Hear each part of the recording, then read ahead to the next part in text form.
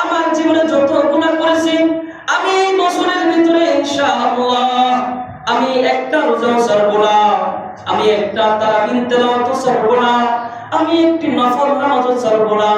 আল্লাহ পাক তো নিজেই বলে দিয়েছেন, রমজান মাস পাইয়া রোজা রাইখা কোন বান্দা যদি গুনাহ মাফ না করাইতে পারে তার মতন হতভাগা এই দুনিয়ার জমিনে আর কেউ হতে পারে না। আল্লাহ নিজেই বলে দিয়েছেন যে সন্তান বাবা পাইছে কিন্তু সে জান্নাত অর্জন করতে পারে নাই, তার মা বাবার কাছ থেকে সে বরকত নিতে পারে নাই, ওর মতন হতভাগা সন্তান দুনিয়াতে আর কেউ হতে পারে না। রমজান মাস পাইছে সে গুনাহ মাফ করাইতে পারে নাই, তার মতন হতভাগা বেনামাজি আর কেউ হতে পারে।